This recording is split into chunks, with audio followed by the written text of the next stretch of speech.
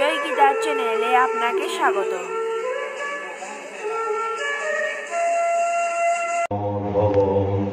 বাঞ্ছাকল্পতরুভ্যশ্চ কৃপা সিন্ধুভ্যৈব চ পতিতানাং পাবনেভ্যো বৈষ্ণবেভ্যো নমো নমঃ। হরি ভক্তি পরাজি চ হরিনাম পরায়ণা দুর্বৃত্তা বা সুবৃত্তা বা তেষাং নিত্যং নমো নমঃ। নমো ধর্মায় মহতে নমঃ কৃষ্ণায় বেধসে ব্রাহ্মণেভ্যঃ নমস্কৃত্য ধর্মাन् বক্ষ্যে সনাতনাन् নারায়ণং নমস্কৃত্য নরং চৈব নরোত্তমং দেবীং সরস্বতীং ব্যাসং ততো জয়মুদীরয়ে। জয় রূপ সনাতন ভট্ট রঘুনাথ শ্রীজীব গোপাল ভট্ট দাস রঘুনাথ। এই ছয় গোসাইয়ের করি চরণ বন্দন, যাহা হইতে বিঘ্ন নাশ অভীষ্ট পূরণ। দুর্গমে পথিমেন্ধস্য স্খলৎপাদগতির্মুহু সকৃপা যষ্ঠিরামেণ সন্ধ্যবলম্বনম।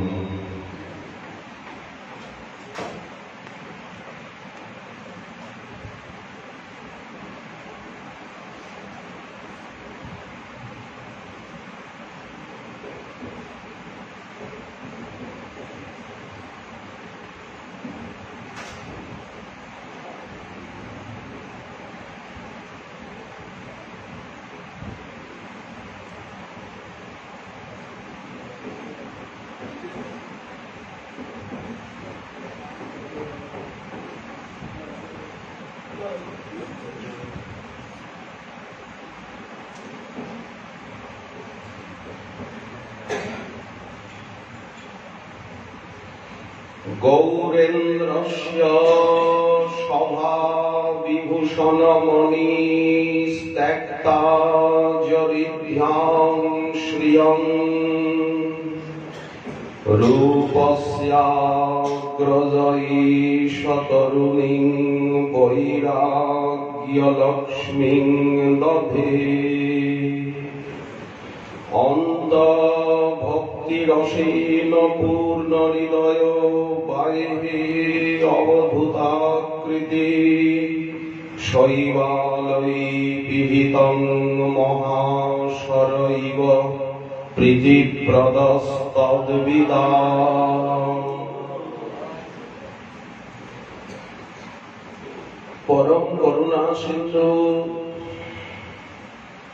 কলি পাবনাবতার মহাপ্রভুর অহিতুকি করুণা এবং শ্রী গুরু বৈষ্ণবের অপার অনুকম্পায় আপনাদের মঙ্গলময় উপস্থিতিতে শ্রীল সনাতন গোস্বামী পাদের চরিত সুধা সিন্ধু কণিকানুকণিকা সেই সিন্ধুর তটে যাওয়ারও ক্ষমতা মাতৃশ অজ্ঞ পতিত অন্ধ পঙ্গু বধির জীবের নেই। তথাপি মহাজন যা বর্ণন করে গেছেন কওয়া কথা কথা তারা বলেছেন সুপক্ষীর মতো সেই কথাগুলোই ওনাদের সেবার নিমিত্ত আত্মসাধনাভিলাষী আমরা শ্রবণ কীর্তনে প্রয়াসী। মনুষ্য জীবনের সার্থকতা এই সৎসঙ্গে, শ্রবণে, কীর্তনে কত আনন্দ, কত পবিত্রতা, বুকটা শীতল হয়ে যায় হরিকথা শুনে বলে। সারা জগৎটাকে আগুনের, বিষাক্ত আগুনের মতো বলে মনে হয়। একমাত্র হরিনাম, হরিকথাই হচ্ছে সুশীতল রসের মহাসাগর।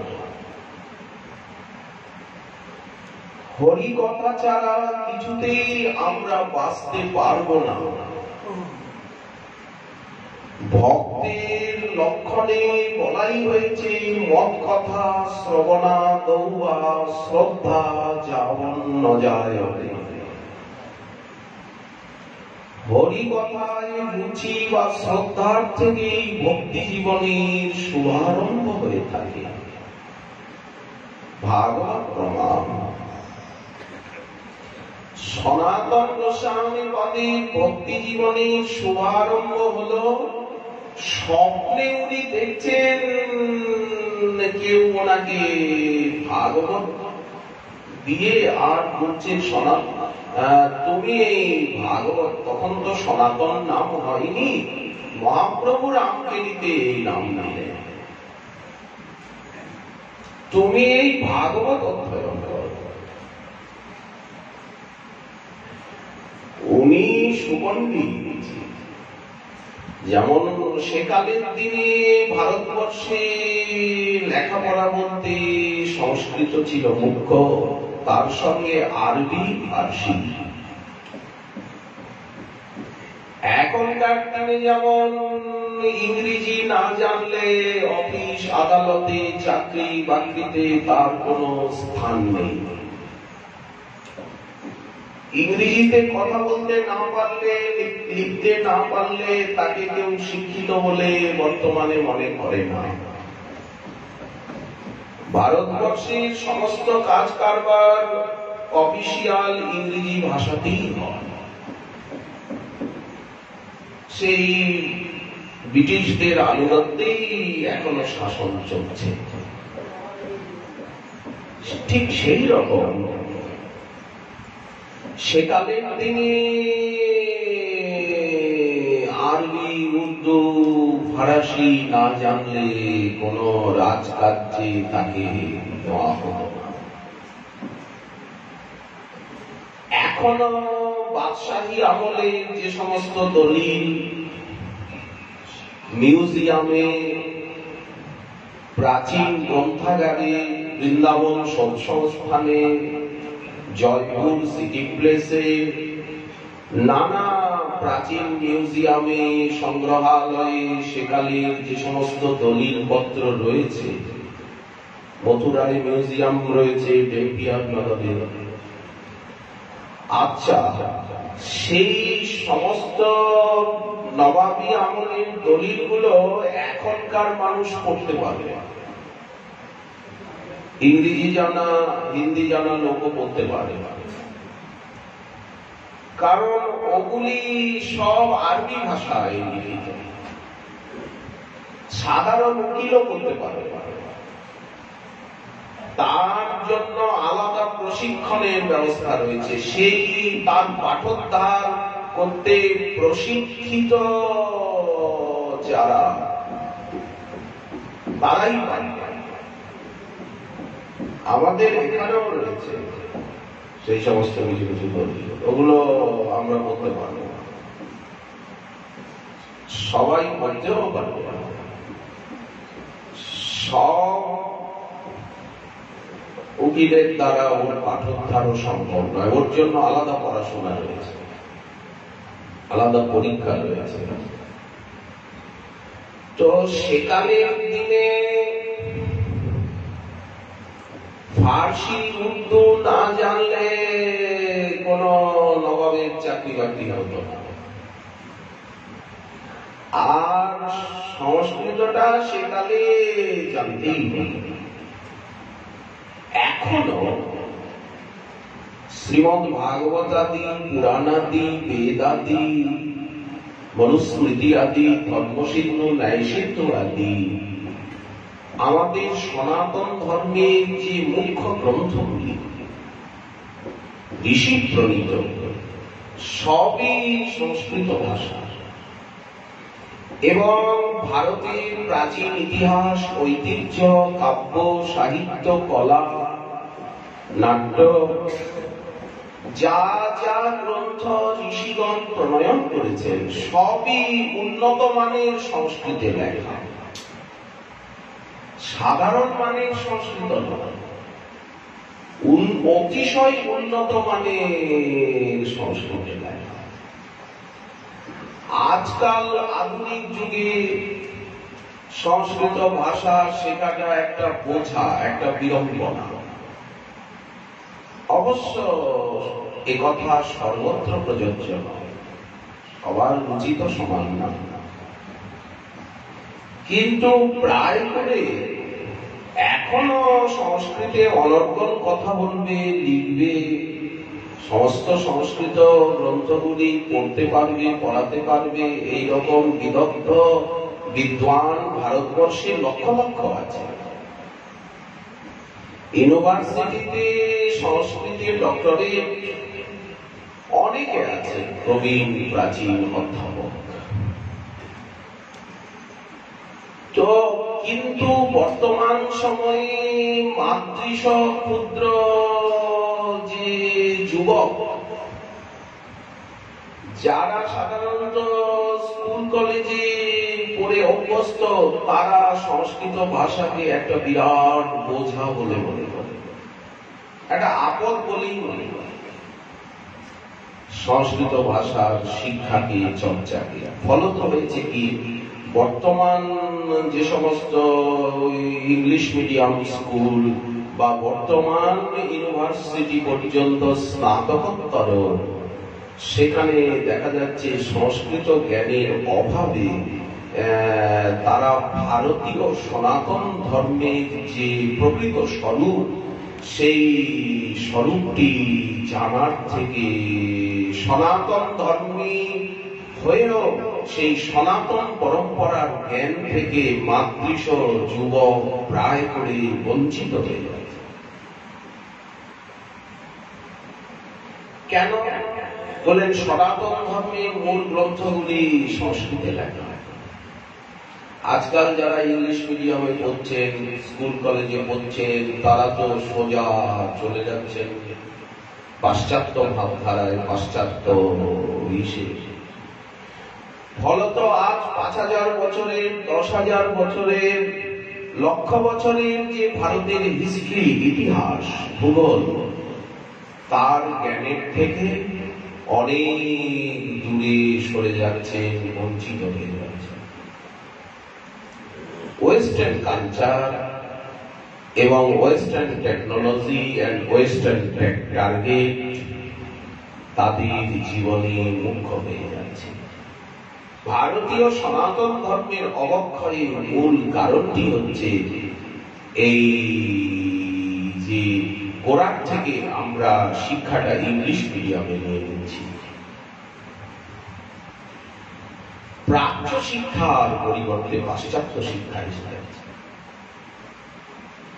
তো চাকরির জন্য সনাতন গোস্বামী পাপকে, এদেরকে আরবি, ফার্সি সেকালের দিনে সবই শিখতে হয়েছিল, কিন্তু সংস্কৃত ভাষায় তারা ছিলেন পারঙ্গম।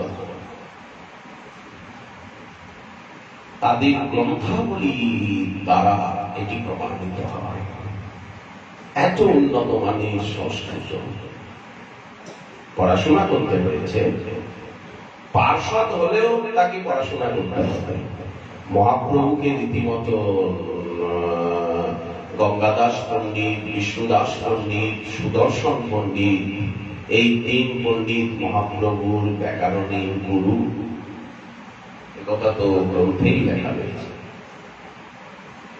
মহাপ্রভুর 5 মূর্তি, 7 মূর্তি মহাপ্রভুর গুরুর প্রসঙ্গ একে তো মহাপ্রভুর গুরুবর্গ বলে নবমূলের কথা এসেছে, নবমূলে এই বৃক্ষ হইলা সুস্থির। যেখানে চৈতন্য কল্পতরুর বর্ণনা হচ্ছে সেইখানে মহাপ্রভুর গুরুবর্গের বর্ণনা দিতে গিয়ে নবমূলের কথা বলেছেন। বলেন এই কল্প বৃক্ষ 9টি মূল, নবমূলে বৃক্ষ সুস্থির। গুরুবর্গের নাম নেওয়া হচ্ছে। এই যে 64 মহান্তের আসন যখন পাতা হয় তখন পঞ্চতত্ত্বের ডান দিকে নিয়ম গুরুবর্গের আসন থাকে, গুরুবর্গের বাদিকে পিতৃবর্গের আসন থাকে, আর পর্দার আড়ালে নিয়ম হচ্ছে মাতৃবর্গ মাতৃবর্গ প্রিয়াবর্গের আসন। নিয়ম হচ্ছে একটু পর্দার আড়ালে, কারণ ওনারা মাতৃশক্তি রূপে লীলা করছেন অবধূতন প্রতি। তারপরে এর আসন কিভাবে কোন দিকে হবে তার একটা সুচিত্র এবং ভোগরাগ কিভাবে লাগবে, আসন পূজা কিভাবে হবে, আহ্বান কিভাবে হবে, কার ভোগ কিভাবে লাগবে, এটি উপযুক্ত গুরু ধরে শিক্ষা লাভ করতে হয়। আমাকেও শিক্ষা লাভ করতে হয়েছে। যদি বলেন কে শিখিয়েছে, কে শিখিয়েছে, কিভাবে আসন পূজা হবে, কিভাবে আহ্বান হবে, এই শিক্ষা পাটোয়ারি সমাজবাড়ি থেকে আমাকে শিখতে হয়েছে। কারণ ওখানে সবচেয়ে বেশি 64 মহান্তের ভোগ হয়। বছরে যে কত 64 মহান্ত, আর যতটুকু সাজানো শিক্ষা আমার পরম পূজ্য দাদা শ্রী মুরারি দাস বাবাজি মহারাজের কাছে থেকে শিখেছি। উনি হাজির গান শিখেছেন। একদিন সূর্য করলে 64 মহান্তের ভোগ হচ্ছে সিদ্ধ হওয়ায়, তো একটু তাড়াতাড়ি যাওয়া হয়েছে। উনি সঙ্গে সঙ্গে টেনে নিয়ে বললেন তুলসী দাও, ভোগ তো সাজানোর জন্য। উনি এক বাটি তুলসী দিয়ে বললেন, উনি আমাকে ছোট ভাইয়ের মতো জ্ঞান করেন, তো উনি এসে বললেন যে তুলসী দাও, তুলসী দাও। তো আমি দাঁড়িয়ে দাঁড়িয়ে এরকম করে তুলসী দিয়ে যাচ্ছি, উনি সঙ্গে সঙ্গে বললেন এইভাবে না। দেখুন, থিওরিটিক্যাল এবং প্র্যাকটিক্যাল দুইয়ের সমন্বয় চাই। শাস্ত্র বললে যে জ্ঞান হয় সেটি থিওরিটিক্যাল, আর হাতে ধরে সেবা করলে যে জ্ঞান হয় সেটি হচ্ছে প্র্যাকটিক্যাল। তো থিওরিটিক্যাল হচ্ছে 50, পাল্লার 50, আর প্র্যাকটিক্যাল হচ্ছে পাল্লার 50। এই জন্য শাস্ত্র জ্ঞান 50, আর সাক্ষাৎ দেহের দ্বারা সেবা করে যে শিক্ষা সেটি হচ্ছে 50।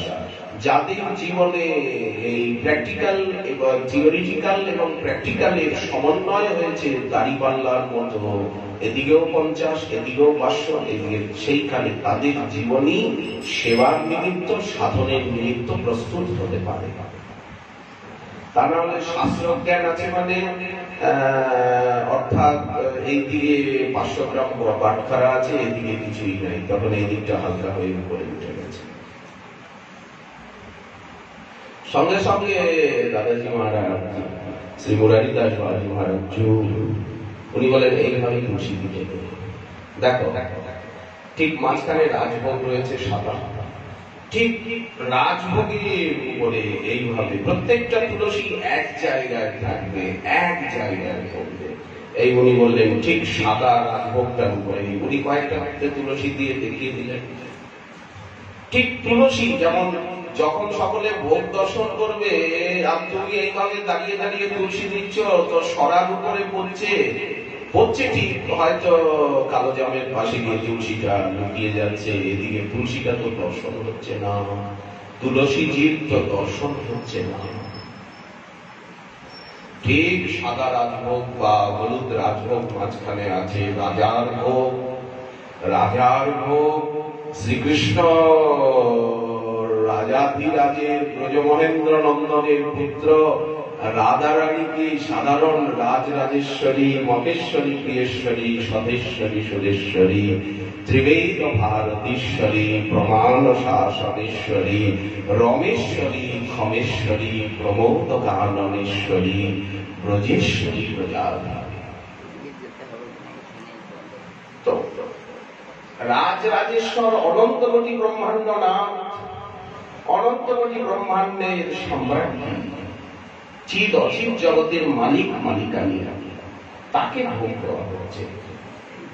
তো এইভাবে তুলসী ছেড়ে দিলে আর তুলসী কোথায় গিয়ে তুলসীজি লুকিয়ে গেল ঠিক রাজভোগের উপরে, ঠিক উনি হাত করে বললেন এইভাবে, এই রাজ প্রত্যেকটা তুলসী দর্শন। এখন যে সুবাসিত বাড়ি রয়েছে পানীয়, তো এখন এই দাসানুদাস সেবা সম্বন্ধে কিছুই জানে না, এরকম বড় বড় তুলসী জলের ভিতরে দিয়ে দেওয়া হচ্ছে। তখন এক বৈষ্ণব বললেন, হাতে ধরে তো লোকে কেউ না কেউ তো বলবে, কেউ না কেউ তো শেখাবে হাতে ধরে, সে যিনি হন, দাদা গুরুই হন, কাকা গুরুই হন, জ্যাঠা গুরুই হন, আর বৈষ্ণব গুরুই হন, আর ভক্ত গুরুই হন, কোন গুরু তো হাত ধরে শেখাবেই। আচ্ছা, কেউ বললেন যে এইভাবে তুলসী যদি আস্ত তুলসীজি জলের পাত্রে দেওয়া হয় তাহলে তো গলায় লেগে যাবে, কণ্ঠে লেগে যাবে না? তো জলে কতটুক তুলসী দিতে হবে বলেন? 1 তিল পরিমিত, 1 তিল তুলসী পানীয়। বড় বড় তুলসী দিয়েছ, এখন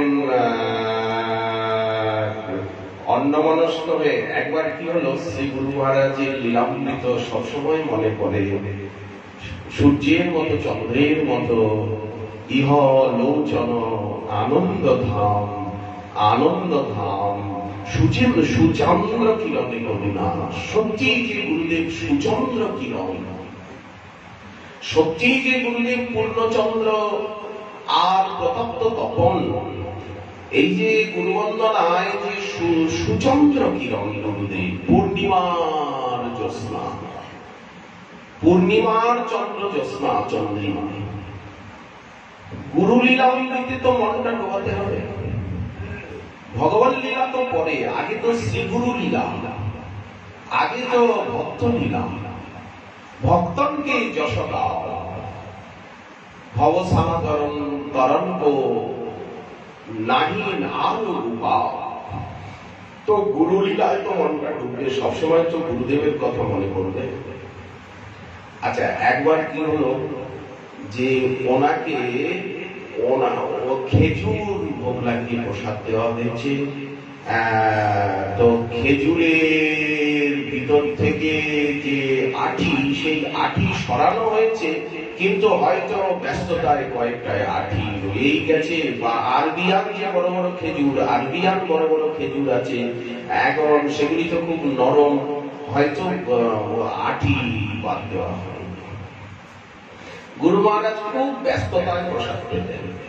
এই 5 মিনিট, 7 মিনিট, 10 মিনিটে ওনার প্রসাদ পাওয়া হলো। কি হে টানো, মানে টেবিলটা সরাও, বলি আরেকটু ছানা পান।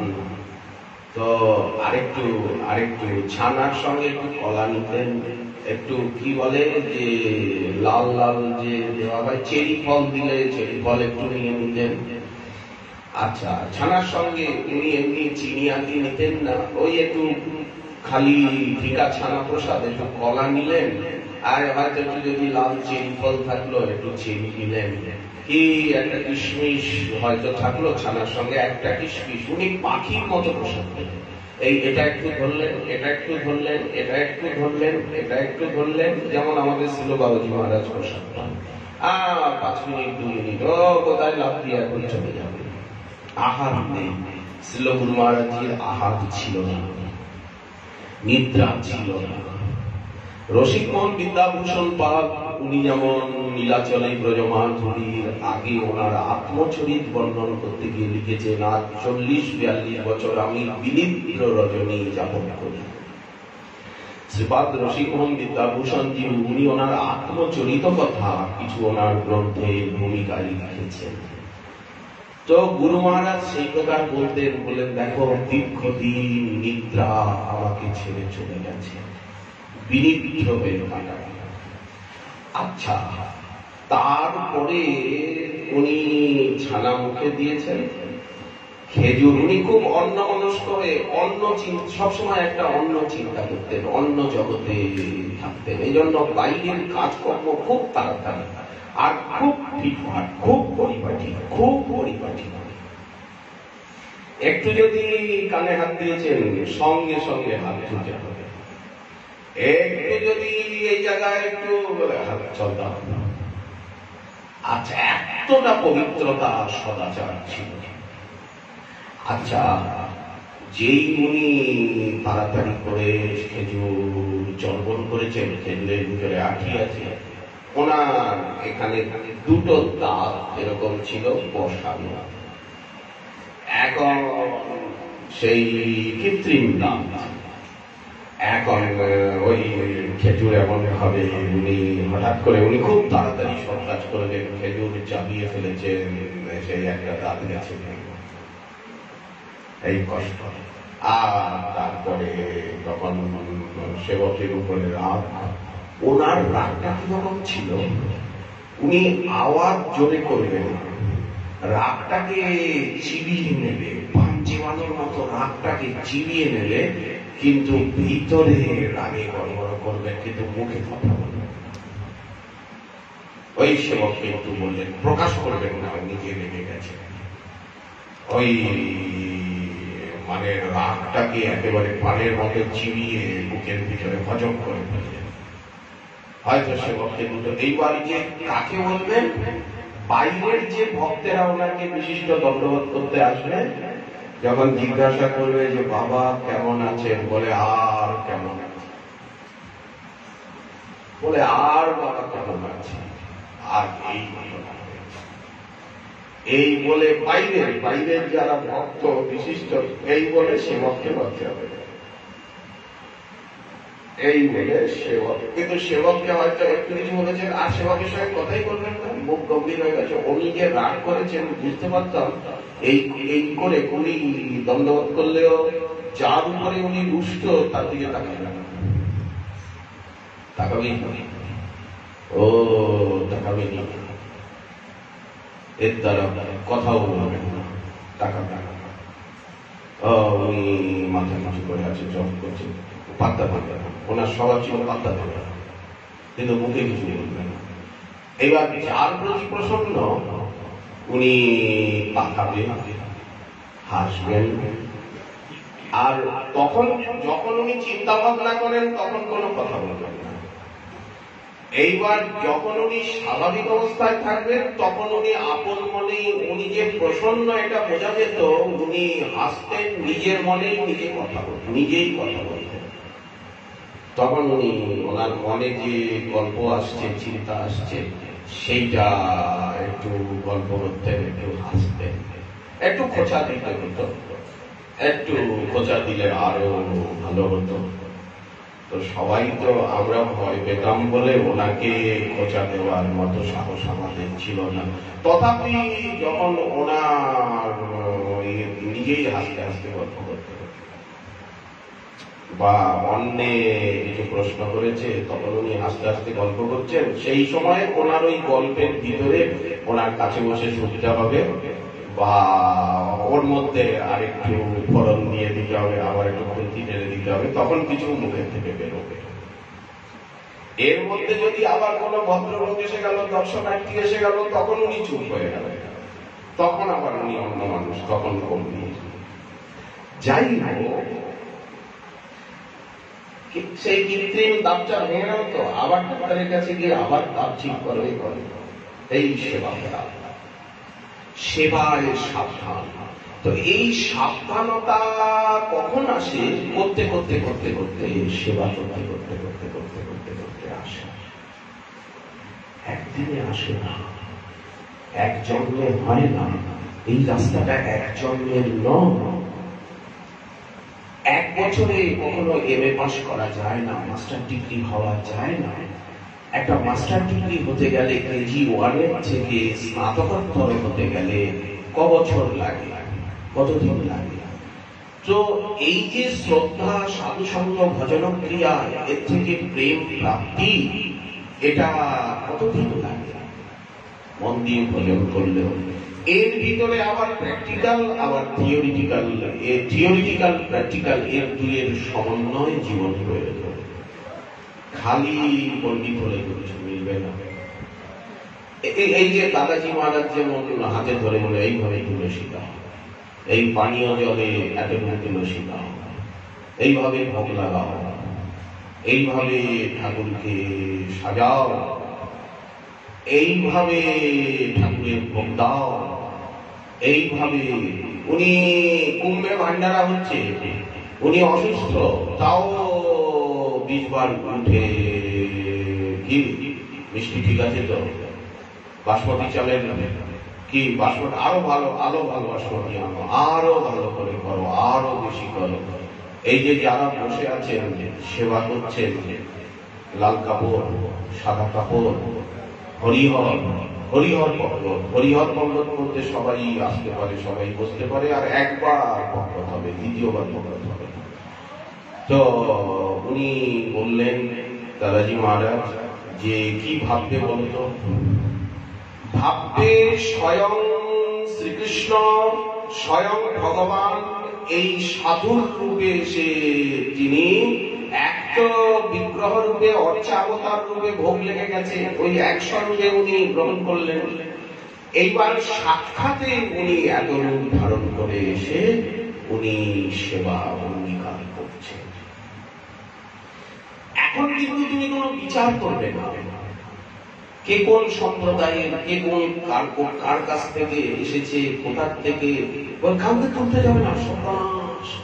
হ্যাঁ, মাতৃমূর্তি বসে গেছে, বলেন না মাতৃমূর্তিকে হাত জোর করে বলো যে দ্বিতীয়বার, কিন্তু কেউ যেন দুঃখ না পায়। কি মনে করবে এইখানে যে হাজার মহাত্মা বসে আছেন, কি মনে করবে যে সাক্ষাৎ শ্রীকৃষ্ণ বসে আছেন, সাক্ষাৎ শ্রীকৃষ্ণ এই রূপে এসেছে। ব্যাস, এইবার তুমি সেবা করলে, পায়রার মতো সকলে উড়ে এসে বসেছিলেন, পায়রার মতো সকলে উড়ে চলে গেলেন। কি মনে করবে যে সাক্ষাৎ শ্রীকৃষ্ণ এসে আমাদের পরমারাধ্য ইষ্টদেব, প্রাণবল্লভ, প্রাণকান্ত, প্রাণদ্বৈত, প্রাণপ্রভু এই রূপে এসে প্রসাদ পেয়ে চলে গেলেন। কৃপা করলেন, কৃপা করতে এসেছেন, সবাই দয়া করতে এসেছেন। তবে গিয়ে তুমি সার্থক সাধু সেবী হতে পারবে। নানান অপরাধ করবে। যে দাতা সে নিল সুকৃতি পুণ্য, আর পরের মানে বন্দারি যশোদা, পরের পুত্রে যশোদা ভাগ্যবতী, আর তুমি গিয়ে কামিয়ে এলে শুধু অপরাধ, দুষ্কৃতি নিয়ে এলে। সুকৃতি অন্যে নিল, দাতা নিল সুকৃতি, প্রসাদ পেল যারা, তাদের হলো ভক্তি অঙ্গের অনুশীলন, প্রেম ভক্তি। আর তুমি গিয়ে কি কামিয়ে নিয়ে এলে? অভিশাপ, অপরাধ, দুষ্কৃতি। এইভাবে হাতে ধরে আজকাল যুগে কেউ শেখাবে?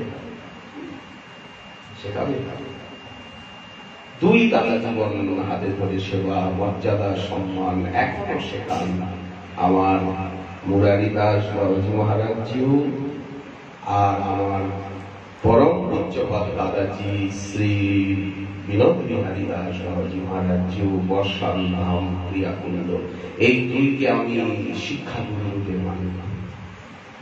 আবার এক আসনে গিয়ে বসি, এক শয্যায় বসি, কারণ ছোট ভাইয়ের সম্মান, আদর, মর্যাদা তারা দিয়ে থাকেন।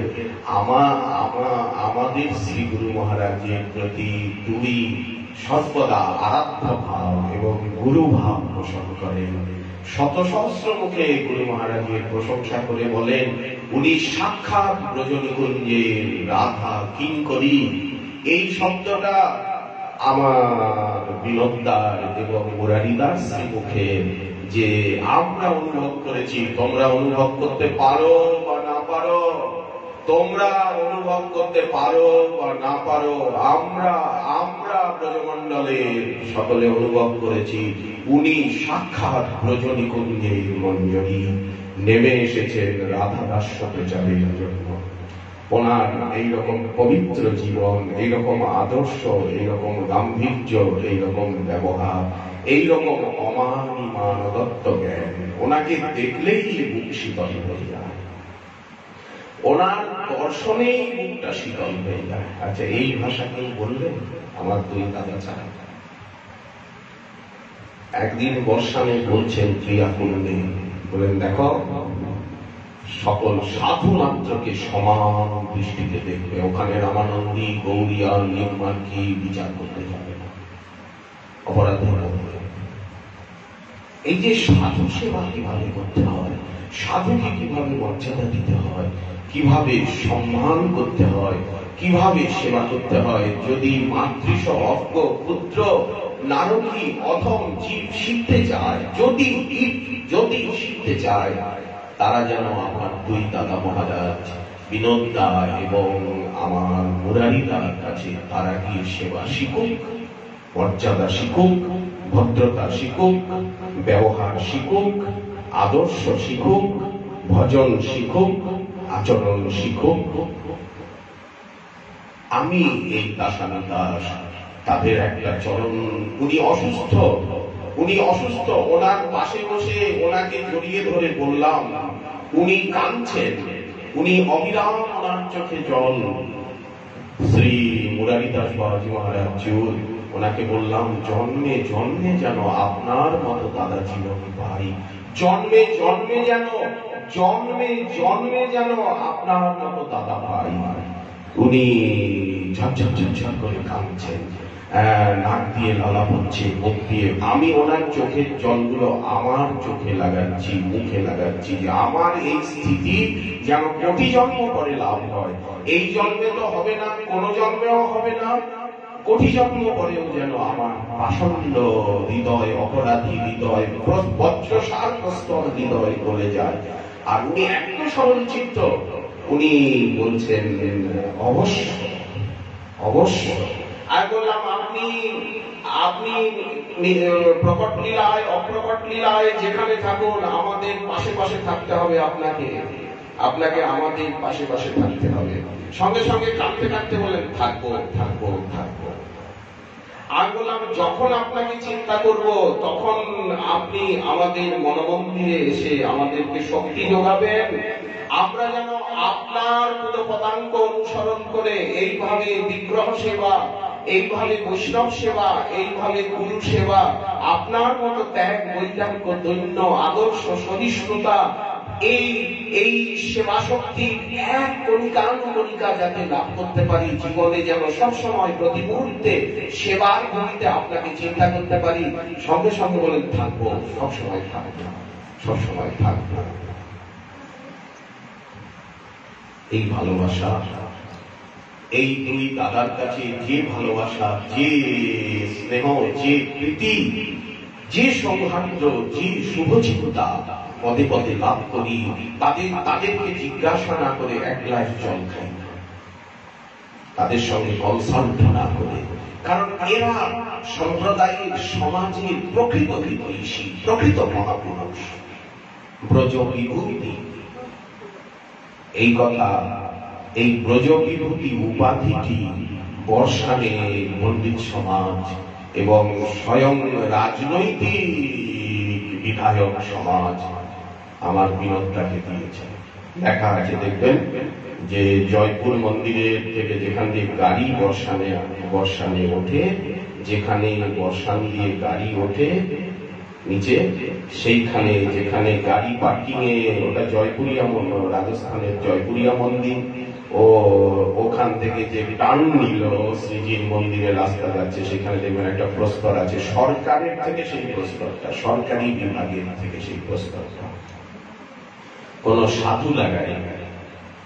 রাস্তাটা সংস্কারের পরে যখন রাস্তাটা উন্মোচন হয়েছে, সেইখানে লেখা রয়েছে ব্রজ বিভূতি বিনোদ বিহারী দাস বাবাজি মহারাজ এবং অমুকে করকমলে এটি উদ্ঘাটিত। এবং সেখানে সরকারি লোকের সব নাম আছে।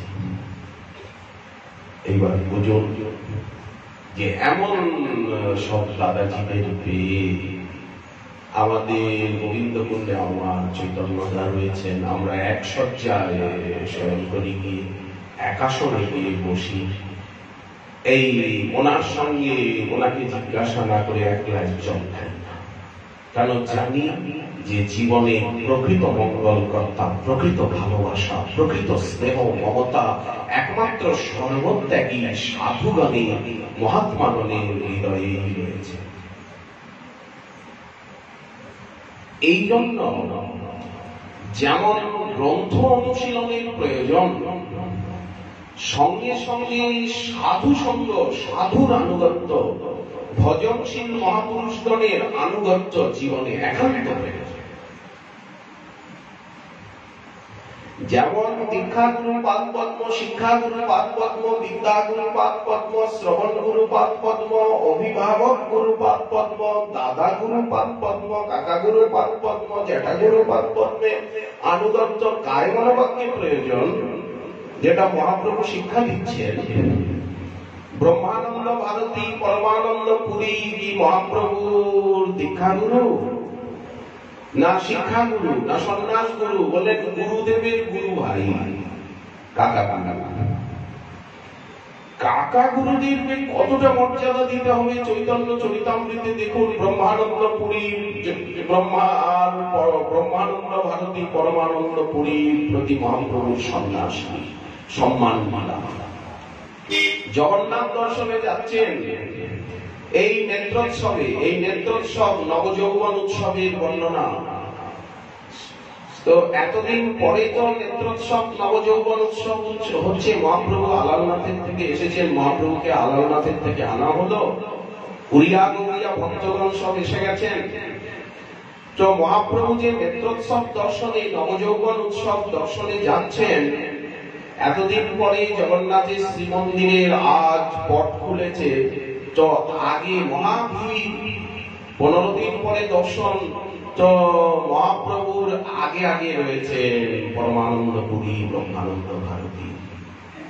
যারা বয়োজ্যেষ্ঠ গুরুবর্গ, প্রাচীন মহাত্মা, প্রাচীন বৈষ্ণব, তারা তো আমাদের আগে বসবেন। যেমন আমরা আগে গিয়ে কেন বসবো?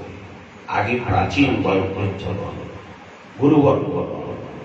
তো আগে আগে ব্রহ্মানন্দ ভারতী, পরমানন্দ পুরী রয়েছেন।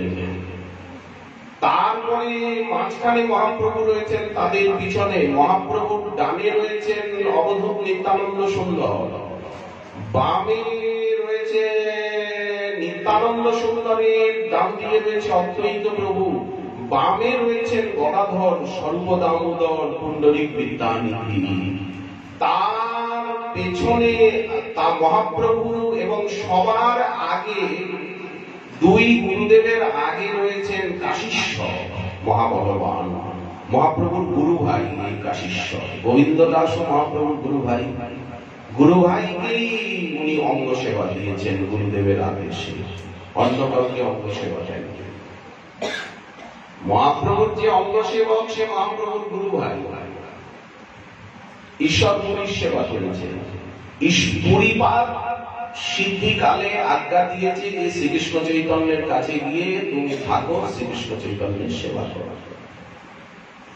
মহাপ্রভুর গুরু ভাই এবং মহাপ্রভুর গুরুদেবের সেবা হচ্ছে গোবিন্দ দাস কাশীশ্বর। তো মহাপ্রভুর আজীবন সমস্ত সেবা, অঙ্গ সেবা মহাপ্রভুর ছোট গুরু ভাই করেছে। মহাপ্রভু অন্য কাউকে ওনার অঙ্গ সেবা দেননি, কাছেও রাখেননি।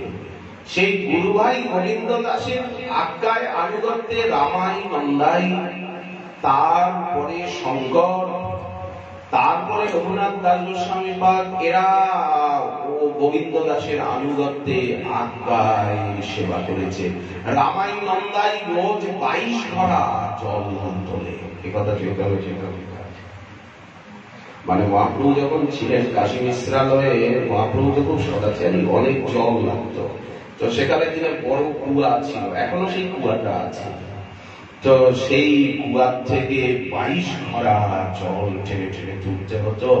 সেই জলাধারে বা সেকালের দিনে রজের সব ঘড়ায়, তাতে মহাপ্রভুর সারাদিনের সমস্ত জল খরচা তাতেই হতো।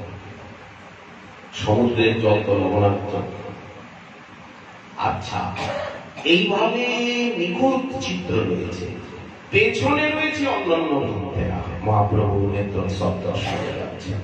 কাশীশ্বর দণ্ড নিয়ে আর ভিড় সরিয়ে রাস্তা পরিষ্কার করছে। মহাবলবান কাশীশ্বর।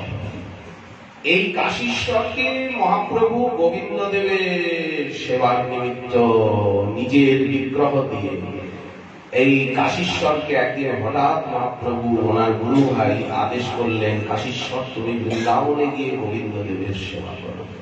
কাশীশ্বর তো কেঁদে অস্থির, আমি তোমাকে ছাড়া আমি কাউকে জানি না, কাউকে বুঝি না, কাউকে চিনি না।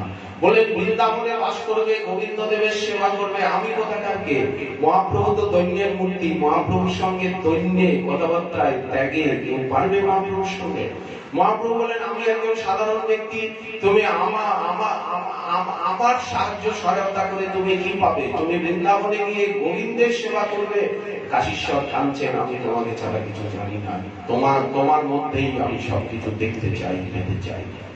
মহাপ্রভু অনেক বোঝালেন, কাশীশ্বর নাচর বান্দা, আনা আমি তোমাকে না দেখলে মরে যাব। তখন মহাপ্রভু আর সেদিন কিছু বললেন না। পরের দিন জগন্নাথ দর্শনে গেছেন। জগন্নাথ দর্শনে গিয়ে পূর্ববেদের ভিতরে অনেক ঠাকুর রয়েছে, অনেক প্রাচীন প্রাচীন ঠাকুর। সব জগন্নাথের যে পরিক্রমা, ওকে কুর্মবেগ বলা হয়। প্রাচীরের ভিতরে যত, তো দ্বিতীয় প্রাচীর, প্রথম প্রাচীর নয়, দ্বিতীয় প্রাচীরের ভিতরে একেবারে অক্ষয় বর নিয়ে বিমলা দেবী হয়ে, লক্ষ্মী দেবী হয়ে পুরো যে পরিক্রমা, এর ভিতরে ছোট ছোট ছোট ছোট অনেক মন্দির আছে, অনেক প্রাচীন প্রাচীন সব ঠাকুর রয়েছে। সেই কুর্মবেদের থেকে এক মূর্তি, সুন্দর কৃষ্ণমূর্তি, শ্রীকৃষ্ণ মূর্তি এনে আর মহাপ্রভু কাশীশ্বরকে বললেন, এই মূর্তিতে তুমি আমার দর্শন পাবে সবসময়, এই শ্রীবিগ্রহে তুমি আমার সবসময় দর্শন পাবে, তুমি আর কথা বলো না। এই শ্রী মূর্তি নিয়ে তুমি বৃন্দাবনে যাও, গোবিন্দ দেবের সেবক নেই। সেকালের দিনে রূপ গোস্বামী পদ একা, উনি গ্রন্থ লিখবেন, বুদ্ধতীর্থ উদ্ধার করবেন, না গোবিন্দ দেবের 5 বার আরতি হবে, ভোগ রাগ রাস সেবা, তো উনি একা সামলে পারছিলেন না। তাই মহাপ্রভুকে পত্র পাঠিয়েছিলেন। তো মহাপ্রভু তখন কাশীশ্বরকে পাঠিয়ে দেন। তো সেই যে শ্রীকৃষ্ণ বিগ্রহ নিয়ে কাশীশ্বর আসেন, সেই বিগ্রহর নাম দেন গৌর গোবিন্দ। গৌর গোবিন্দ নাম দেন এবং গোবিন্দ দেবের ডান দিকে বসান মহাপ্রভুর স্বরূপ জেনে, এবং তার আগে পূজা হবে। তারপরে গোবিন্দ দেবের আগে যেমন মহাপ্রভু সেবা পূজা আরতি ভোগ রাগ সব পরে কৃষ্ণের হবে। সেই প্রক্রিয়ায় কাশীশ্বরের এত প্রেম, এত বিরহ, গোবিন্দকে শৃঙ্গার করতে করতে, স্নান করিয়ে, স্নান করাতে করাতে, শৃঙ্গার করতে করতে প্রেমে পাগল হয়ে গোবিন্দ তখন রাধারানী ছিলেন না, একা গোবিন্দদেব প্রকট হন। এই রাধারানী উড়িষ্যায় ছিলেন। গোবিন্দ দেবের বামে যিনি, গজপতি প্রতাপ রুদ্রদেবের পুত্র পুরুষোত্তম জানা, তিনি স্বপ্নাদেশ প্রাপ্ত হয়ে এই রাধারানীকে বৃন্দাবনে পাঠান। আচ্ছা, ইনি মহালক্ষ্মী, লক্ষ্মী দেবী রূপে পূজিত হতেন উড়িষ্যায়, কেউ জানত না যে ইনি রাধারানী। আচ্ছা, পরে স্বপ্ন আদেশ হয় যে আমি লক্ষ্মী নই, আমি রাধা, আমাকে বৃন্দাবনে পাঠাও। ভক্তি রত্না করে সব ঘটনা লিপিবদ্ধ আছে। আচ্ছা, তারপরে কাশীশ্বরের এত প্রেম, মানে মহাপ্রভুর বিরহে আর গোবিন্দদেবকে সাক্ষাৎ বলে অনুভব করে স্নান করতে করতে বলবান কাশীশ্বর, খুব উঁচু লম্বা, আর খুব বলিষ্ঠ শরীর, একেবারে গোবিন্দদেবকে বুকে জড়িয়ে ধরে আর আর কান্নাকাটি করতেন, আর চোখের জলে গোবিন্দকে ভিজিয়ে দিতেন। আচ্ছা, বিগ্রহ সেবা করতে গিয়ে, অর্চাবতারের সেবা করতে গিয়ে এইরকম ঠাকুরকে বুকে জড়িয়ে ধরে যদি কান্নাকাটি করতে থাকে, শৃঙ্গার করতে গিয়ে গোবিন্দের শোভা দেখে পাগল হয়ে যেতেন, এইরকম পাগলা পূজারী দিয়ে সেবা হয়? এরকম পাগলা পূজারী দিয়ে শৃঙ্গার হয়? যেমন চৈতন্য ভাগবতে রয়েছে, মহাপ্রভুর স্বহস্তে আবিষ্কৃত, মহাপ্রভুর নিজে বালুকাকে সরিয়ে সরিয়ে সরিয়ে সরিয়ে সরিয়ে সরিয়ে সরিয়ে প্রভু ঝিনুকে হাতে যে লাগবে, পুরীর সমুদ্রের পাশে বালির ঢিপি, টোটা গোপীনাথ, আপনার জমেশ্বর টোটা, টোটা বলতে বাগান, সব পোলাং গাছ, কাজু বাদামের গাছ। পুরীতে তো এই গাছগুলোর মধ্যে আবার সাপ থাকে, এখানে যেমন পিলু গাছ। তারপরে এখানে যে গাছগুলো না, সেই গাছগুলোর যে ফোকর, ওর ভিতরে বড় বড় বিষাক্ত সাপ থাকে, গাছের কোটরে দেশে সাপ থাকে। তেমনি ওই জমেশ্বর টোটায় যে পোলাং গাছগুলো রয়েছে, ফাঁকর, ওর ভিতরে বিষধর সব সাপ থাকে। এখন তারপরে আবার ঝিনুক, মহাপ্রভু গদাধর পণ্ডিত হাত ধরেছেন, গোবিন্দদাস, প্রভু কি করছেন, কি করছেন? আপনার লাল টুকটুকি কোমল হাত, এতে তো এই ঝিনুকে লেগে রক্তপাত হবে। প্রভু বলছেন, এখানে কিছু দিব্য নিধি আছে। বলি, কি নিধি আছে, কি সম্পত্তি আছে? প্রভু বলছেন, দেখি না, খুঁজে দেখি না। কি এটা বালুর ঢিপি। প্রভু বলে, কি দেখি প্রভু, কি আছে? প্রভু বলছেন, এখানে সম্পত্তি আছে, দিব্য নিধি আছে। ঘুরতে ঘুরতে ঘুরতে ঘুরতে গর্ত হয়ে গেছে। প্রভু কথা শোনে না, জোরে জোরে নাম করছেন, যেমন গুন্ডিচা মন্দিরে জোরে জোরে হরে কৃষ্ণ নাম করছেন, আর চোখের জল করছে, অষ্টসাত্ত্বিক বিকার, দেহ পুলকিত হচ্ছে, মুখখানা লাল হয়ে গেছে, শরীর লাল হয়ে গেছে, আর ঘেমেনে অস্থির। আর সকলকে বলছেন, সব কাজ হরিনাম করে করতে হবে, সব কাজ এমনি সেবা করা যাবে না, জোরে জোরে নাম করতে করতে সেবা করতে হবে। এই হঠাৎ কি হলো, ঘুরতে ঘুরতে যখন এতখানি গর্ত হয়ে গেছে, হঠাৎ সেই যে টোটা গোপীনাথের যে জোড়া, টোটা গোপীনাথের মস্তকে এই ঝুটি খানিকটা বেরিয়ে গেছে, কালো। প্রভু এটা কি? প্রভু এটা কি? কালো কুচকুচকে পাথর দেখছি। প্রভু কোনো কথা নাই, ওনার কারণ টোটা গোপীনাথের মস্তক বেরিয়ে গেছে। প্রভু বললেন যে, এই আমার প্রাণ বল্লভ, খরক তিন বিগ্রহ প্রকটিত হলো ওই জমেশ্বর টোটার সেই পানির ঢিপির মধ্যে থেকে। টোটা গোপীনাথ জিউ, রাধারানী আর ললিতা। রাধারানী বাঁশি বাজাচ্ছে, ওই যে বংশী শিক্ষা, রাধারানী বাঁশি বাজাচ্ছে। কোথায় এইরকম রাধারানী নাই। হ্যাঁ, কয়েক মুদ্রায় রাধারানী রয়েছে, যেমন বর্ষানে স্বয়ং আবির্ভূত নারায়ণ ভট্টজি কর্তৃক প্রকটিত সেবিত বর্ষানে রাধারানীর মুদ্রা হচ্ছে বর মুদ্রা। আর এখানে যে সর্বপ্রাচীনতম রঘুনাথ দাস গোস্বামীপাদ যখন প্রথম কুণ্ড খনন করেন, তখন সেই কুণ্ড খননের থেকে দুইটি বিগ্রহ পাওয়া গিয়েছিল। এই রাধাকুণ্ডের সবচেয়ে প্রথম এবং প্রাচীন মন্দির হচ্ছে ওই যে টিলার উপরে বাজারের মধ্যে রাধা কৃষ্ণচন্দ্রজি। তো উনি তো গিরিধারী গুঞ্জামালার সেবা করেন। গোসাইপাদ নিজে সেই বিগ্রহকে প্রতিষ্ঠা করে, অভিষেক করে, এখন উনি তো সবসময় ভজন রসে ডুবে থাকেন।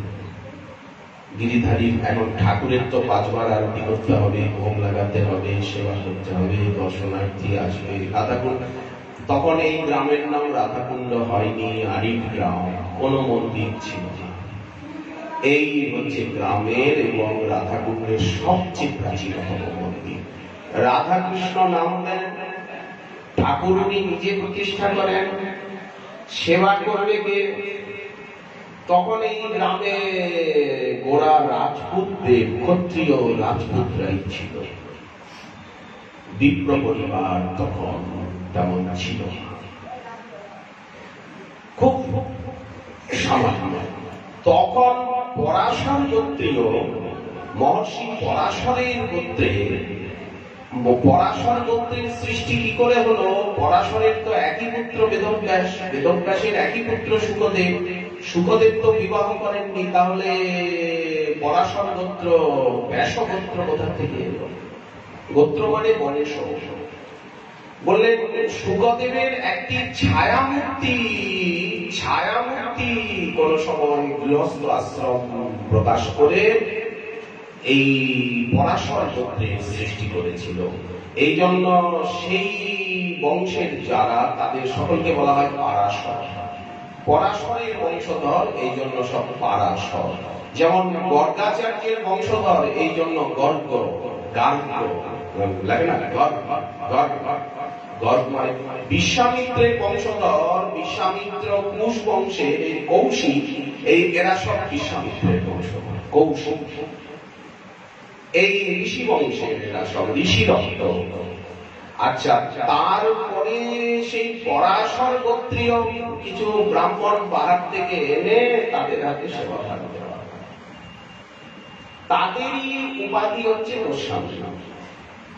এই কৃষ্ণচন্দ্রের সব সেবক পরিবার পরিকল্পনা। এই রাধাকুণ্ডের যে রঘুনাথ দাস গোস্বামী কুণ্ড খনন যখন প্রথম করেন, 2 বিগ্রহরত্ন বেরিয়েছিল, আর উনি যে স্থাপন করেছিলেন, এই ঘটনা হঠাৎ গৌড়ীয় বৈষ্ণব অভিধান পড়তে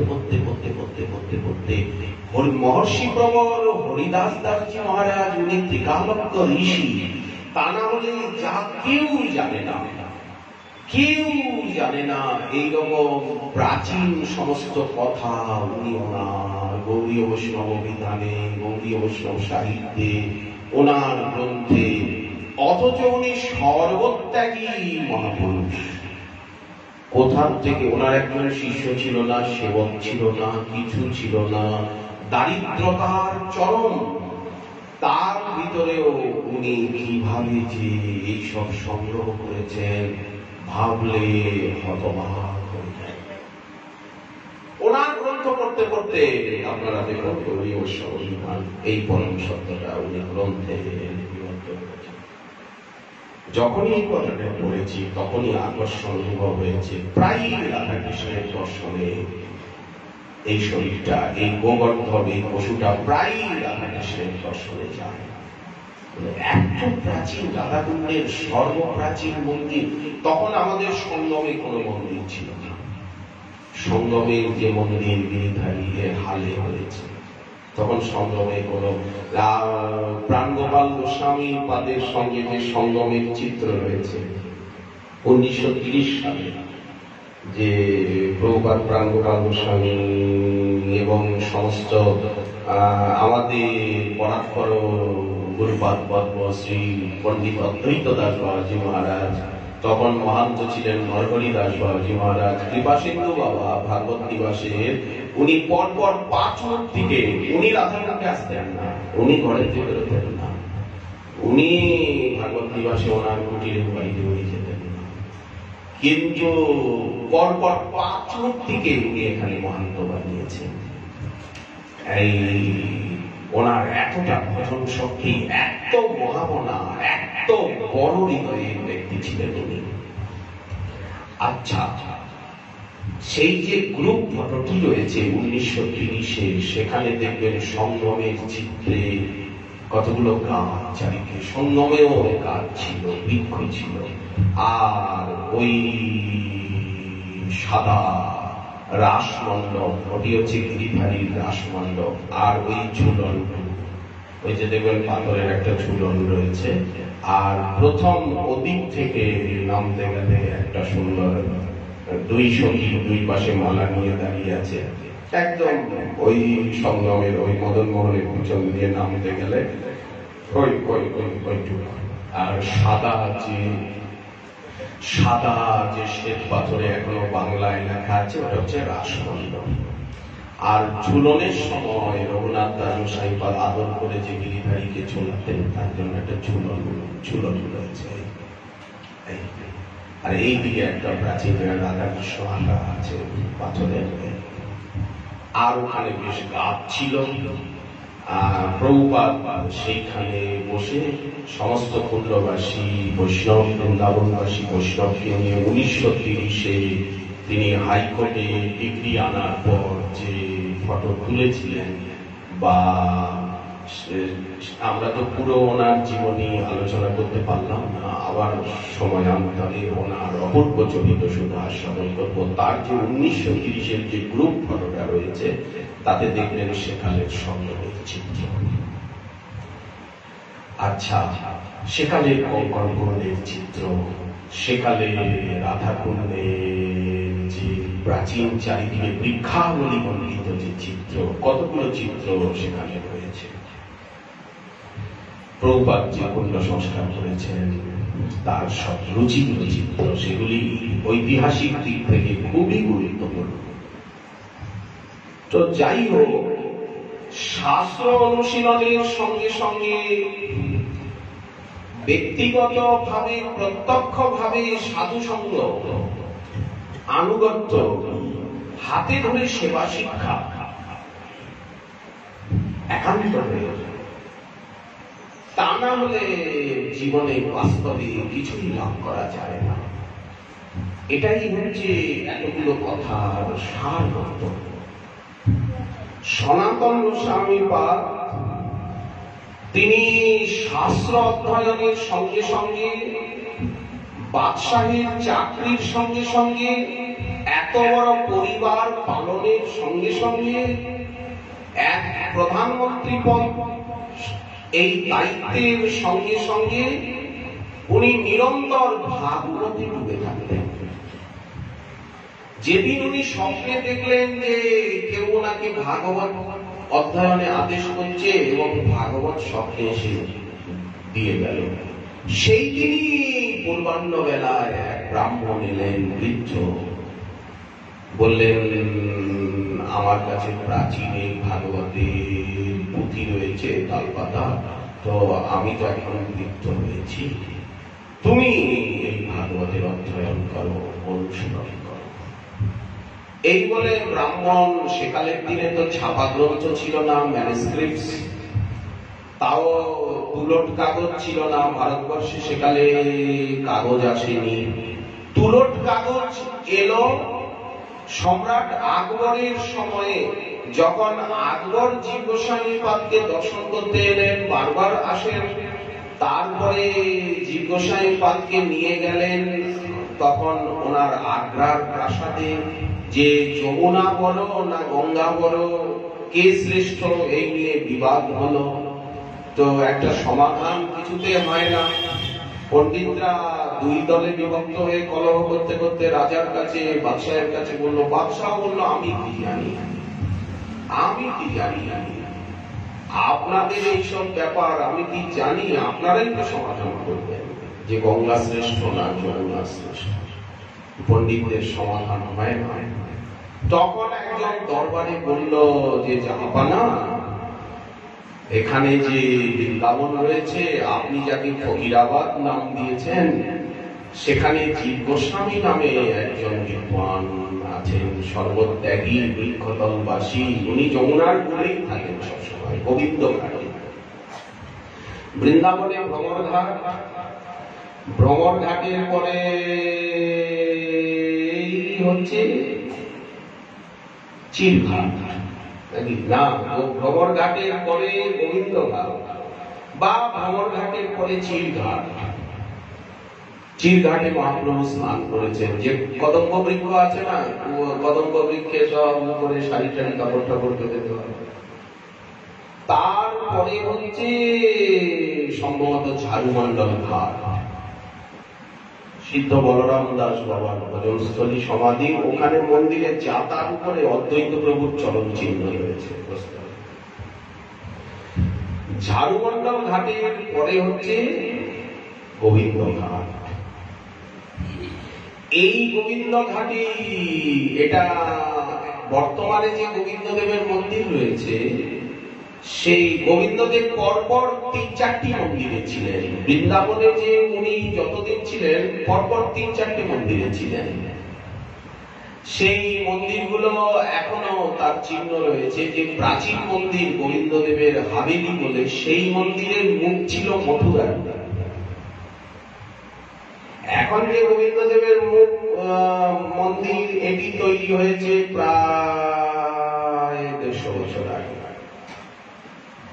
তার আগে যে প্রস্তরের মহারাজ মানসিংহের নির্মিত যে লাল সপ্ততল ৭ যে লাল পাথরের যে গোবিন্দ মন্দির, সেইখানে সেই মন্দিরে গোবিন্দদেব প্রায় বছর ৫০ ছিলেন। তার আগে যে সর্বপ্রথম যেখানে যে মন্দিরে রূপগোস্বামী পাদ প্রতিষ্ঠা করেন, সেই মন্দিরের মুখ ছিল ওই মথুরার দিকে। সেইটি এখন গোবিন্দদেবের পুরনো হাভেলি বলে রয়েছে।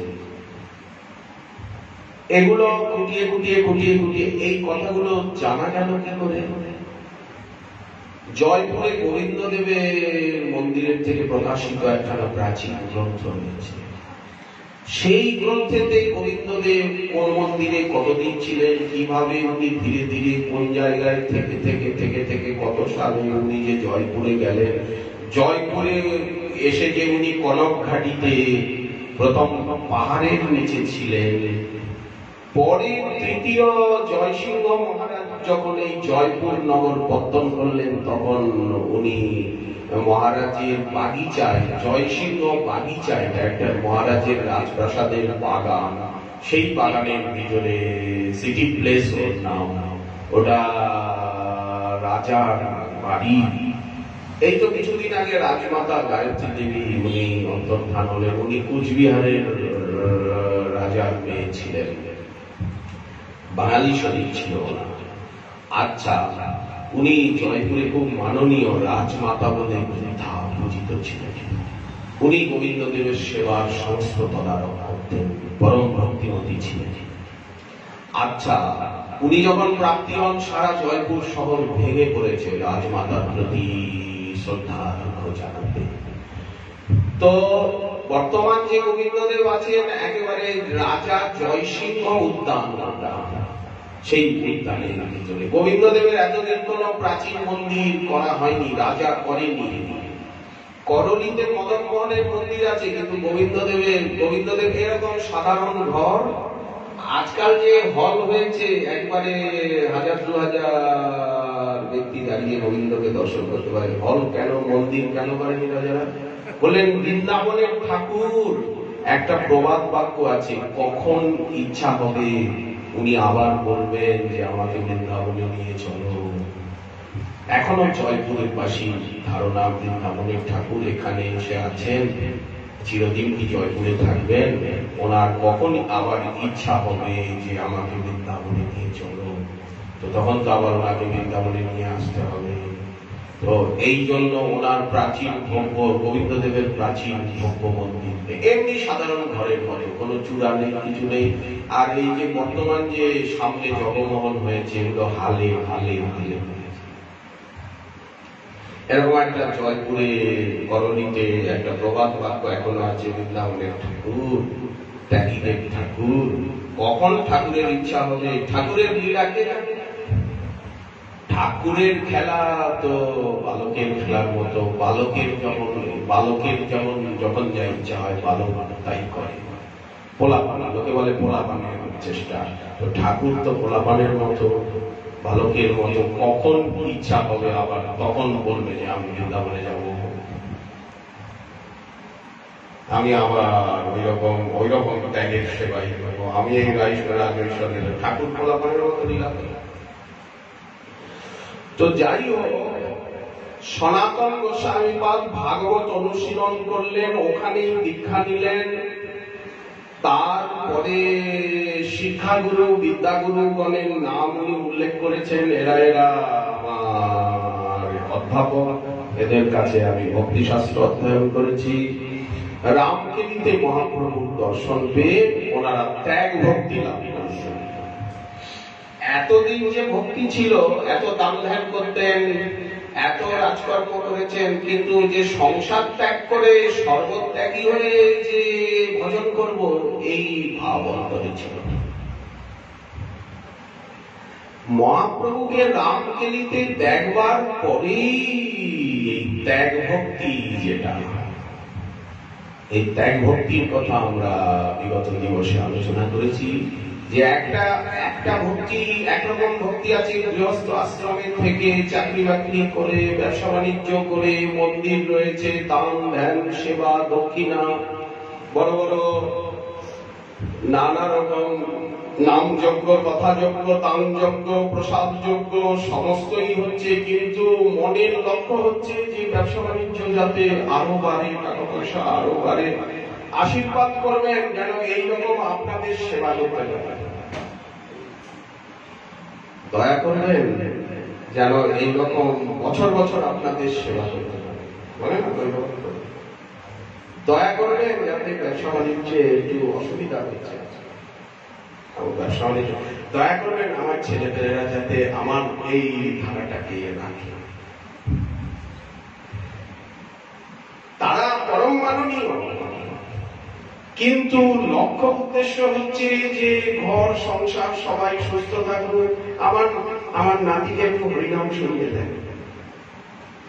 এত বাচ্চা ছেলে, আরেকটু গুরু মহারাজ বলতেন আরেকটু বড়, আরেকটু 10-12 বছর অন্তত হরিনাম শোনাও, ঠিক আছে, 10-12 বছর একটু একেবারে বাচ্চা, একেও নিয়ে এসে বলে বাবা অন্তত একটু রাধারাম কানে কাছে বলে, আচ্ছা ওরা যেন সুখে থাকে, পুজো হাতে থাকে, ব্যবসা বাণিজ্য যাতে ঠিক চলে, বাবা দয়া করেন যাতে এইভাবে আপনাদের সেবা করে ধন্য হতে পারি। তারা তো যতটা পারেন নিচে নামতে, নিচে নেমেই যাচ্ছে, কিন্তু তাদের জীবনের লক্ষ্য কিন্তু এটা নয় যে মাথা মুড়িয়ে আর কৌপিন পরে সর্বহারা হয়ে কৃষ্ণ নাম করে কাঁদবো আর ভিক্ষান্ন জীবী হব, ভিক্ষে করে খাবো। দেখুন রাজার ছেলে হয়েও ঠাকুর মহাশয় কি বলছেন, করঙ্গ কৌপিন লইয়া ছেঁড়া কাঁথা গায়ে দিয়া। এই যে ভক্তি, এই ভক্তি কি ভক্তি? করঙ্গ কৌপিন লইয়া ছেঁড়া কাঁথা গায়ে দিয়া, আমি ছাড়িয়া সকল বিষয়।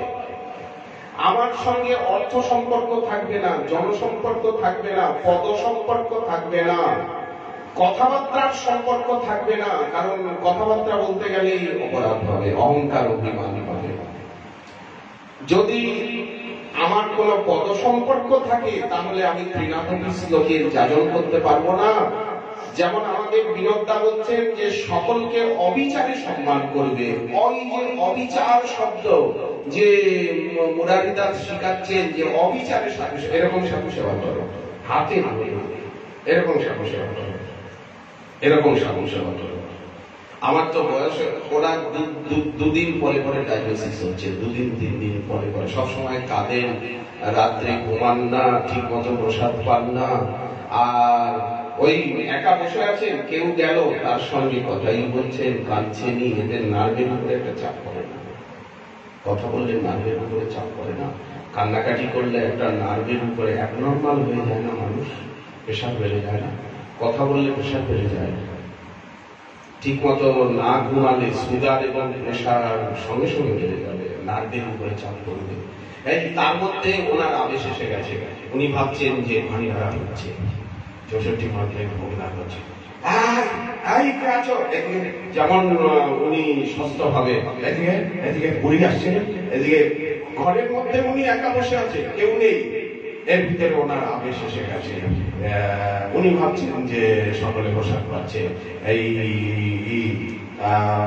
এই গানটাকে আরম্ভ হচ্ছে, এইদিকে বুড়ি, এইদিকে পড়েনি, এইদিকে আসর, এইদিকে মিষ্টান্ন করেনি, এই গোপাল, এই কৃষ্ণদাস, এই সচিনন্দন, এই মিনিটে মিনিটে সুবল সুবল বলে না,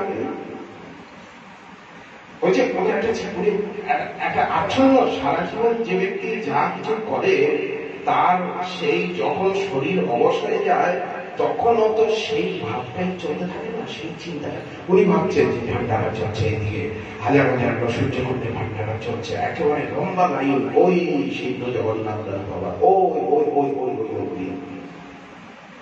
তো উনি ভাবছেন এইদিকে পড়েনি, এইদিকে এইদিকে এই টাকাটা কি করে, এই তোর আসছিস না, সেই আবেশ আমার ভিতরে এসে রাত্রিবেলা একটু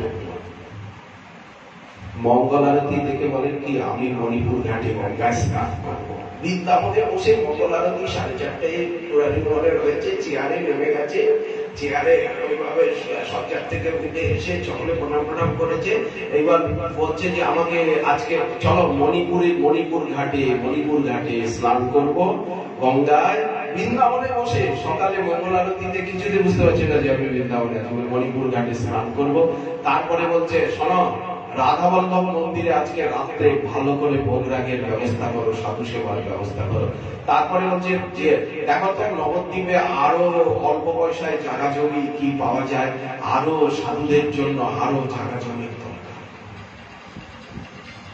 বলছে কি, রাধা কুণ্ডের নিয়ম সেবায় যত বহিরাগত ভক্ত আসবে সকলে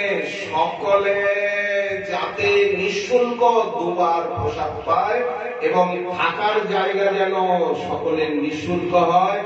যা জায়গা জমি কিনে বড় প্যান্ডেল বানিয়ে দাও, কুম্ভ মেলার মতো ছাউনি বানিয়ে দাও, সকলে আসবে, রোজ গিরিরাজ পরিক্রমা করবে আর নিশ্চিন্তে পাঠ শুনবে আর দুবার প্রসাদ পাবে।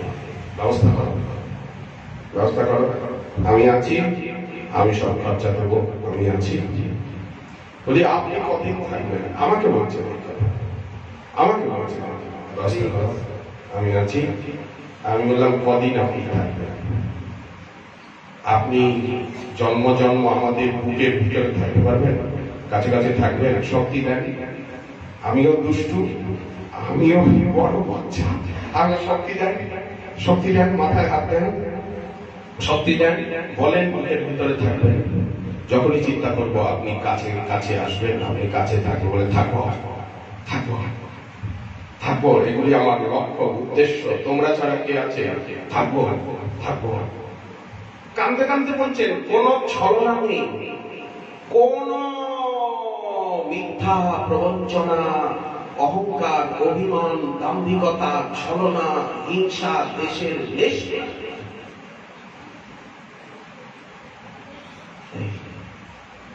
অপূর্ব না। দেখুন, খালি শাস্ত্র জ্ঞানে, খালি পাঠ কীর্তনে এই রাস্তা হাতে আসবে না। এইরকম জীবন চাই। একেই বলে মানে ব্যবহারিক পারমার্থিকের সমন্বয়, দাঁড়িপাল্লা না। শাস্ত্র জ্ঞান, শাস্ত্র অনুশীলন হচ্ছে 50-50 থিওরিটিক্যাল হয়ে, আর এই বাস্তবিক সেবা জীবন, সমর্পণ জীবন, সাধন জীবন হচ্ছে 50, অর্থাৎ প্র্যাকটিক্যাল হয়ে, থিওরিটিক্যাল হয়ে আর প্র্যাকটিক্যাল হয়ে এর যে সমন্বয়, তখনই তো দাঁড়িপাল্লাটা স্থির হবে। এদিকে 500, এদিকে 500, এদিকে 50, এদিকে 50, আর তা না হলে দাঁড়িপাল্লাটা আর ডাউন হবে। হয়নি, আরো দাও, এদিকে আরো দাও, হয়নি, আরো দাও। দেখি সরাও, দেখি দাঁড়িপাল্লাটা খালি, দেখি ঠিক আছে কিনা। আবার পাল্লার ভিতরে গোলমাল করে রাখবে আজকাল, বাজার করা ভারী অসুবিধা। ঠিক যাও, কি সাকসেসফুল। এই হচ্ছে ভক্তিবান করা। ইহা হইতে প্রেম হয়, ভাগবতী পঞ্চরাত্রে এই লক্ষণ কয়। দেখুন, তারা নিত্য সিদ্ধ পার্শ্বদ, তাদেরকে পড়াশোনা করতে হয়েছে,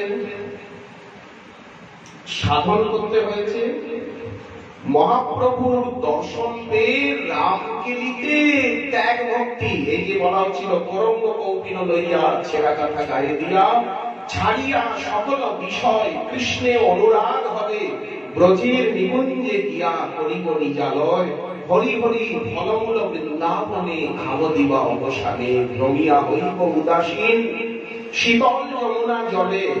এই যে বাবাজি মহারাজ এখনো নিয়ম করে রাধা কুণ্ডে স্নান করেন, নিয়ম করে দণ্ডবোধ করেন, অপতিত রাধা কুণ্ডে স্নান। কেন বাথরুমে স্নান করতে পারি না? বলে বাথরুমে তো করবোই, রাধা কুণ্ডেও স্নান করবে। এই কুণ্ড স্নানে অপতিত নিয়ম, পরিক্রমার অপতিত নিয়ম, আরতি দর্শনের অপতিত নিয়ম, সংকীর্তন শ্রবণের অপতিত নিয়ম। এখন সংকীর্তন করতে পারি না, নাচতে পারি না, করে যাব তো ভক্তগণে নাচাইয়া নিত্যানন্দ রায় শেষে প্রেমে নৃত্য করে জগত ভাষায়। নিতাইয়ের নর্তন যেন প্রভুর নর্তন, উপমা দিবার নাহি এদিন ভুব। দণ্ডমোৎসবের কীর্তনে এই দণ্ডমোৎসবের বর্ণনায় আছে, পানিহাটিতে নিতাই নাচছেন রাঘব ভবনে রাত্রিবেলা। যে নৃত্য দেখিতে মহাপ্রভু আসেন বারবার, যেই নিতাই নৃত্য করতে আরম্ভ করেন সঙ্গে সঙ্গে মহাপ্রভু এসে যান, নিত্যানন্দ প্রভু দেখতে পান। দমনা ফুলের গল্প পাওয়া যাচ্ছে, দোনা দমনা কুসুমের। ভক্তগণ বলছেন প্রভু এখানে তো উড়িষ্যা ছাড়া, নীলাচল ছাড়া, বাংলায় তো বঙ্গদেশে গৌরমন্ডলে তো দমনা কুসুম পাওয়া যায় না, অথচ দমনা ফুলের গন্ধ পাচ্ছি। পরে যখন কীর্তন, সারা কীর্তনে দমনা ফুলের গন্ধ।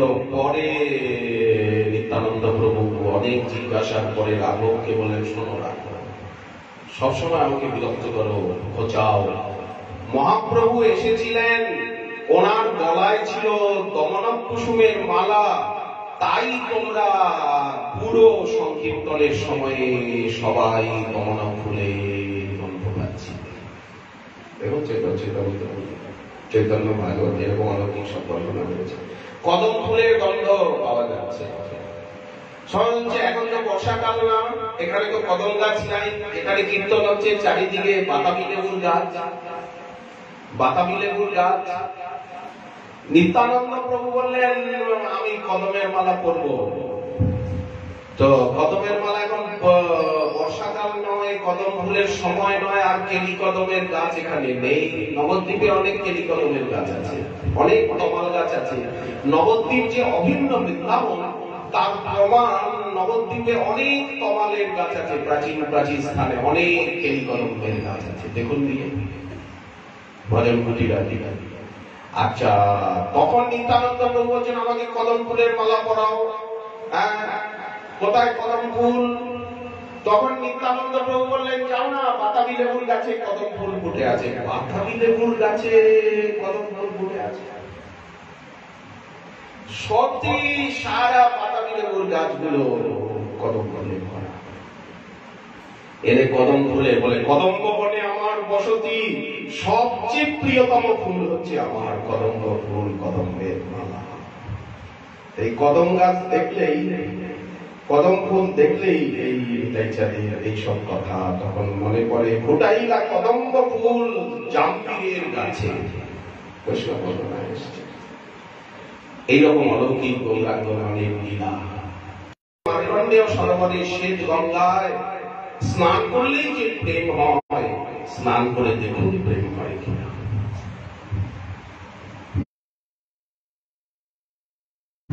শীতল যমুনা জলে স্নান করি, দেহটা চিন্ময় হয়ে যাবে। আর ঠান্ডাও লাগবে না, গরমও লাগবে না, ক্ষুধাও লাগবে না, তৃষ্ণাও লাগবে না। শরীরটা হালকা এবং সেবা শক্তি লাভ হবে। সবচেয়ে বেশি সেবা সকলের থেকে আপনি করতে পারবেন, কোনো পরিশ্রম নাই, আনন্দই আনন্দ, ক্ষুধা তৃষ্ণা বালাই নাই।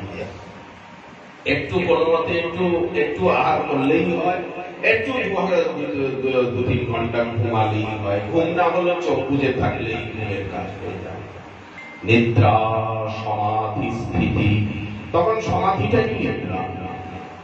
আর প্রত্যেকটা হাঁটাটাই হচ্ছে পরিক্রমা। উনি ঘরের মধ্যেই হাঁটুন, রাস্তায় হাঁটুন, উনি ওনার মন সবসময় পরিক্রমা করছে, সবসময় উনি থামে থামে ঘুরছেন। এইখানে বসেই উনি নবদ্বীপে চলে যাচ্ছেন, এইখানে বসেই উনি নীলাচলে চলে যাচ্ছেন, এইখানে বসেই উনি সারা ভারতবর্ষটা ঘুরে আসছেন, মনে এখান থেকেই সবকিছু দেখতে পাচ্ছেন। এই দিব্যস্থিতি, শরীরটা চিন্ময় হালকা হয়ে গেছে, উজ্জ্বল সুগন্ধ। এগুলো কি করে হবে বলেন? বারবার রোজ পুণ্যে স্নান করতে করতে, ব্রজরজ মাখতে মাখতে। একদিন শুধু একদিন তাপাতাপি করলে হবে না, গায়ে মাখরে। এই তো ব্রজের ধুলা, রোজ মানতে হবে, রোজ গেলে বাবাজি মহারাজ রোজ দণ্ডবত করেন, রোজ করেন। আমাদেরকে শিখাচ্ছেন যে এই বৃদ্ধ বয়সে যে রাত 2:30টার থেকে, আমাদের গুরু মহারাজ রাত 2:30টার থেকে উঠে সাধন করতেন, সচক্ষে দেখেছি, কাছে থেকে দেখেছি। এখন বাবাজি মহারাজ দেখছি, এখন বাবাজি মহারাজ দেখছি। তো এই জন্য পরিক্রমা করিয়া বেড়াইব বনে বনে, বিশ্রাম করিব যাইয়া যমুনা পুলিনে, তাপ দূর করিব শীতল বংশী বটে, কবে আমি বসিব বৈষ্ণব নিকটে।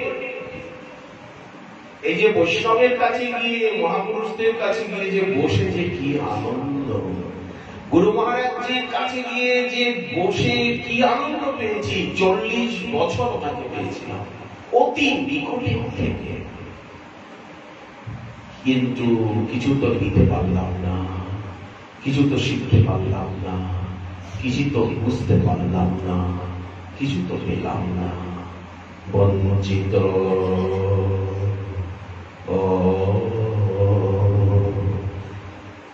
পরিক্রমা করিয়া বেড়াইব বনে বনে, বিশ্রাম করিব যাইয়া যমুনা পুলিনে। যমুনা পুলিনে গিয়ে মহারাসস্থলীতে গিয়ে, যেখানে কুম্ভ মেলা হয়েছিল, কুম্ভ বৈষ্ণব বৈঠক, ওইটাই হচ্ছে যমুনা পুলিন রাসস্থলী। তাপ দূর করিব শীতল বংশী বটে। কত দূরে এই রাসস্থলী বলেন? চামুন্ডা দেবী অটালা চুঙ্গি অব্দি রাসস্থলী। চামুন্ডা দেবী, যমুনা এক্সপ্রেসের রাস্তা চলে গেল ওই অব্দি।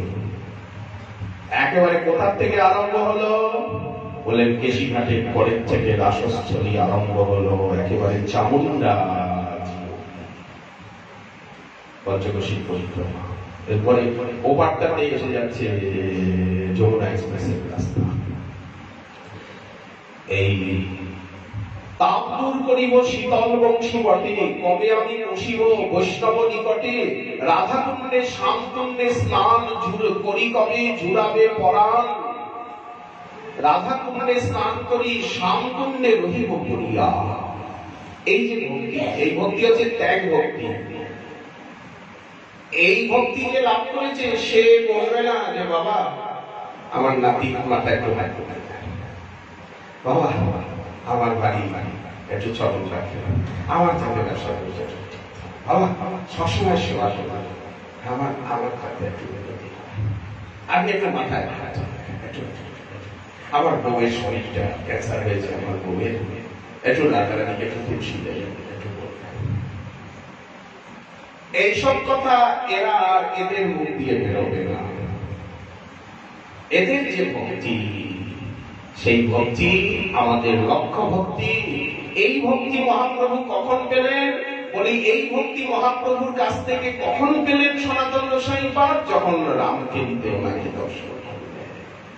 আমাদের জীবনে যখন এইরকম সর্বত্যাগী, প্রজাশ্রয়ী, ধামাশ্রয়ী ভাগবত পরমহংস মহাপুরুষের দর্শন লাভ হবে, তখনই মনে হবে সংসার ত্যাগ করে বৃন্দাবনে গিয়ে আর এনাদের মতো হয়ে ভজন করব, এনাদের মতো হয়ে এনাদের চরণের ধুলি হব, এনাদের পিছনে পিছনে দৌড়াবো।